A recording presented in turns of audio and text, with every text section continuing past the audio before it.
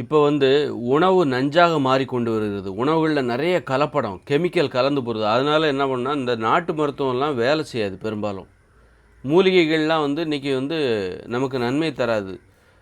மூலிகை வைத்தியங்கிறது இந்த இதெல்லாம் மென்மையான வைத்தியம், இயற்கையான வைத்தியம்லாம் இன்றைக்கி பலம் தருவது இன்றைக்கி அது கேள்விக்குறியாக மாறுது. ஏன்னா நம்ம உணவு பயங்கரமான அதை விட நஞ்சாக மாறிக்கொண்டு வருகிறது. உணவுகளில் நம்ம என்ன பண்ணுறோம், எல்லா உணவும் நம்ம சாப்பிட்ற எல்லா உணவும் பார்த்திங்கன்னா பழங்களாக இருக்கட்டும், எல்லாம் கெமிக்கல் கலந்து அது பதப்படுத்துவதற்காக என்ன பண்ணுறாங்க. ஏன்னா அவங்களுக்கு இழப்பு ஏற்பட்டுறக்கூடாது, அதனால் ஒரு வாரத்துக்கு பதப்படுத்தணும், விற்கிற வரைக்கும் அதை ஃப்ரெஷ்ஷாக வச்சுருக்கணும் அப்படிங்கிறதுக்காக கீரைகளாக இருக்கட்டும் எல்லாத்துலேயும் நஞ்சு, அது உற்பத்தி செய்கிறதுல நஞ்சு. அப்புறம் உரம்லாம் இயற்கையான உரம் போடுறது கிடையாது. அதனால் உணவுகள் வீரியமானதாக இல்லை, ஒரு நல்ல சத்து நிறைந்ததாக இல்லை. இன்றைக்கி இயற்கை உரமே போடுறதில்ல, எல்லாம் செயற்கை உரம், செயற்கையான மருந்து. ஒரு இயற்கை உரம் இன்றைக்கி இப்போ ஒரு பூச்சிக்கொல்லி மருந்து அடிக்கிறாங்கன்னா அதில் உள்ள புழு எல்லாமே செத்து போகுது, மண்ணில் உள்ள உயிர்கள் அத்தனையும் செத்து விடுகிறது. அப்போ மண்ணில் ஒரு மண்புழு இருந்தால் அது கழிவுகள் அதெல்லாம் நல்ல உரம். அது மாதிரி ஒரு உணவு வீரியத்தை இழந்து விடுகிறது.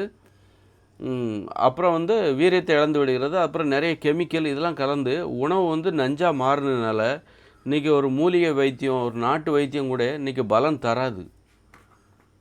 தராது. பெரும்பாலும் ரொம்ப குறைவாக தான் பலன் தரும். அதனால தான் இன்றைக்கி இருக்கிற நஞ்சாக மாறிப்போன இந்த உணவுகளால் நமக்கு ஏற்படுகிற நோய்களுக்கு மருத்துவங்கிறது அலோபதி தான் சிறந்தது, அலோபதி தான் வேலை செய்யும். அதே நேரத்தில் அதனால் ஏற்படுற பக்க விளைவுகளையும் நம்ம சந்தித்து தான் ஆகணும்.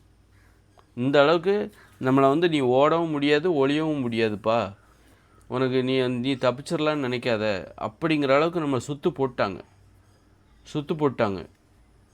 நீ எங்கேயும் தப்பிச்சிட முடியாது. இப்போ உணவில் ஊட்டச்சத்து இல்லை, ஏன்னா இயற்கையான உரங்கிறது இப்போ இல்லை. நீ மருந்தடிக்கும் போது அதில் இருக்கிற பூச்சி எல்லாமே செத்து போகுது. நல்லது செய்கிற பாக்டீரியா அல்லது நல்லது செய்கிற உயிரினங்கள் மண்ணில் கோடிக்கணக்கான உயிரினங்கள் இருக்குது, அது எல்லாமே செத்து போகுது. இயற்கை உரம் போடுறதே கிடையாது. நீ மாட்டு சாணம்லாம் இப்போ விலை அதிகமாக போச்சு, கிடைக்கிறதும் கிடையாது. இயற்கை உரம் நீ போடுறது கிடையாது, யூரியா போடுற, அதை போடுற, இதை போடுற. அப்போது உணவோட தரம் குறைஞ்சி போச்சு. அப்புறம் அதை பதப்படுத்துறதுக்காக நீ என்ன பண்ணுற, நிறைய கெமிக்கல்களை சேர்க்குற. இப்படி உணவெல்லாம் இன்றைக்கி விஷமாக மாறி போச்சு. உணவுன்னா உனக்கு நல்லது செய்யணும், அது இன்றைக்கி கேடு செய்வதாக மாறிவிட்டது. அதனால் இன்றைக்கி என்ன ஆகுதுன்னா உணவு ரொம்ப அதனால் நமக்கு உடம்புல நோய் வருது. நோய் வந்தாலும் இன்றைக்கி மூலிகை மருத்துவத்தால் அதை குணப்படுத்த முடியாது. குணப்படுத்த முடியாது அப்படிங்கிறது தான் பெரும்பாலும். ஒரு நாட்டு வைத்தியத்தால் இன்றைக்கி நோயை குணப்படுத்த முடியாது. நோய் வீரியமானதாக இருக்கிறது, நாட்டு வைத்தியத்தை விட இது வீரியம் மிகுந்ததாக இருக்கிறது. அதை சரி செய்ய வேண்டுமென்றால் அது போன்ற வீரியம் மிகுந்த ஒரு மருத்துவம் தேவை.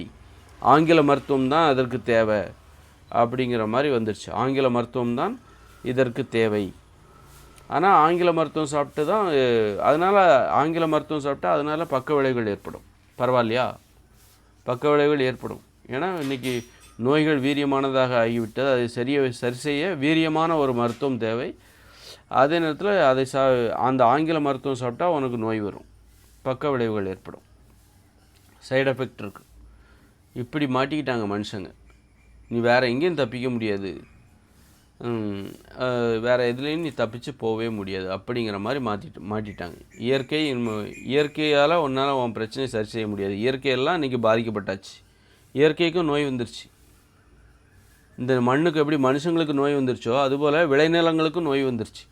விளைநிலங்களில் ஊட்டச்சத்து இல்லை, மனித உடலில் ஊட்டச்சத்து இல்லாத போல் இந்த விளைநிலங்கள் இருக்குல்ல, உணவை உற்பத்தி செய்கிற விளைநிலங்களில் ஊட்டச்சத்தே இல்லை, உயிர்களே இல்லை. இவன் தான் மருந்து அடித்து அதை கொன்னுடுறான். தொடர்ச்சியாக விவசாயம் பண்ணிக்கிட்டே இருக்கான், தொடர்ச்சியாக மருந்து அடிச்சுக்கிட்டே இருக்கான். திரும்ப அந்த இயற்கை உயிர்களை எப்படியாவது உற்பத்தி பண்ணிடும், அந்த மண்ணை உயிரோட்டமாக மாற்றுறதுக்கு முயற்சி பண்ணுது. ஆனால் இவன் தொடர்ந்து மருந்து அடிச்சுக்கிட்டே இருக்கிறான், யூரியா போட்டுக்கிட்டே இருக்கிறான்.